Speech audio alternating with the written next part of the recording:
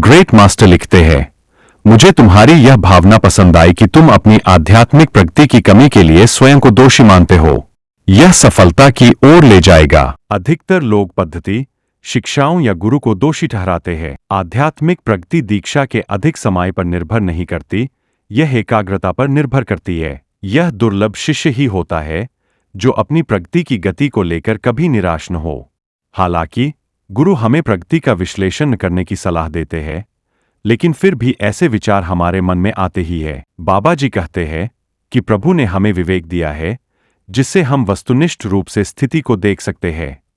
यदि हम स्वयं से कुछ सरल प्रश्न पूछें तो हमें समस्या का हल मिल सकता है। क्या हमने सांसारिक मामलों में रुचि खो दी है और केवल अपने कर्तव्यों को प्रेमपूर्ण विरक्ति से निभा रहे हैं?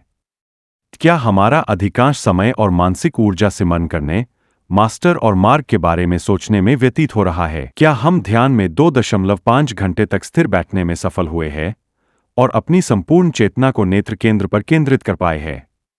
यदि इन प्रश्नों के उत्तर नहीं है तो हमें अभी और मेहनत करनी है। जब हम पहली बार संत मार्ग से परिचित हुए तो हमने इसकी गहराई से अध्ययन किया, सत्संगों में भाग लिया और प्रश्न पूछे। इस मार्ग ने हमें किसी गहरे स्तर पर सच्चा महसूस हुआ। यह जानकर हमें असीम आनंद हुआ कि इस दुनिया की तकलीफों से परे जाने का एक निश्चित तरीका है, लेकिन फिर हमें एहसास हुआ कि यह यात्रा लंबी है।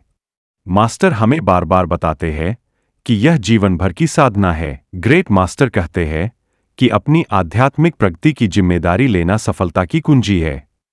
बाबा जी कहते हैं कि यह पूरी तरह हम पर निर्भर है कि हम प्रयास करें। उन्होंने स्पष्ट कहा है कि वह हमारे लिए ध्यान नहीं कर सकते। हमें अपना ध्यान नेत्र केंद्र में लाने का हर संभव प्रयास करना चाहिए। सरदार बहादुर जगत सिंह जी कहते हैं, मेरे मित्रों, इस मार्ग पर कठोर परिश्रम करना अत्यंत आवश्यक है।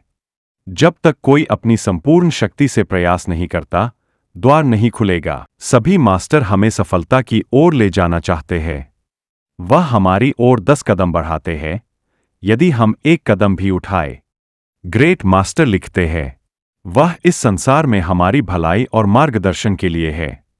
वह निस्वार्थ है, बिना किसी पक्षपात के हमारे सच्चे शुभचिंतक। वह हमारे साथ इस दुनिया में, आध्यात्मिक क्षेत्रों में और परम प्रभु की सभा में भी है, लेकिन इसका एहसास तभी होता है जब मन का पर्दा हट जाता है। ग्रेट मास्टर लिखते हैं, यदि तुम्हारी आस्था और विश्वास मास्टर में पूर्ण है तो तुम्हें अपनी आत्मा के भविष्य को लेकर चिंतित होने की आवश्यकता नहीं है। तुम्हारी चिंता केवल ध्यान और सिमरन को नियमित रूप से करने की होनी चाहिए। हजूर महाराज जी भी कहते हैं, जीवन को सहजता से लो, चिंता किसी की मदद नहीं करती। एक उच्च शक्ति हमारे भाग्य को निर्देशित कर रही है, उसकी इच्छा के साथ चलने की कोशिश करो। ग्रेट मास्टर कहते हैं, जब तुम ध्यान को अधिक समय दोगे तो सफलता मिलेगी, लेकिन आध्यात्मिक प्रगति दीक्षा के समय की लंबाई पर निर्भर नहीं करती, यह एकाग्रता पर निर्भर करती है। एकाग्रता कैसे प्राप्त करें? इसका उत्तर है सिमरन। सिमरन ध्यान का वह भाग है जिसे हम नियंत्रित कर सकते हैं। ध्यान में ध्वनि सुनना या मास्टर का रूप देखना अपने आप घटित होता है, लेकिन सिमरन हमारे हाथ में है। ग्रेट मास्टर लिखते हैं, मन को स्थिर और एकत्रित करने के लिए सावधानी पूर्वक सिमरन करना आवश्यक है। यही उपाय है जिससे आत्मा ध्वनि धारा को पकड़ सकेगी। ध्यान हमें धीरे धीरे हर चिंता से मुक्त करता है। जब हमें विश्वास हो जाता है कि मास्टर हमारे कर्मों को सर्वोत्तम तरीके से समायोजित कर रहे हैं, तो हम चिंताओं से मुक्त होकर ध्यान पर ध्यान केंद्रित कर सकते हैं। बाबा जी हमें अपनी साधना को रुचिकर बनाने की सलाह देते हैं। आध्यात्मिक ग्रंथों के कुछ पृष्ठ पढ़ने से ध्यान के प्रति सकारात्मक दृष्टिकोण बनाए रखना आसान होता है। ग्रेट मास्टर कहते हैं, मास्टर तुम्हारे भीतर है और तुम्हारी देखभाल कर रहे हैं। अंदर जाओ और तुम्हें इसका अनुभव होगा। अंततः यह यात्रा प्रेम और विश्वास की यात्रा है। हम अपने वास्तविक घर लौट रहे हैं और इससे बड़ा आनंद कुछ भी नहीं।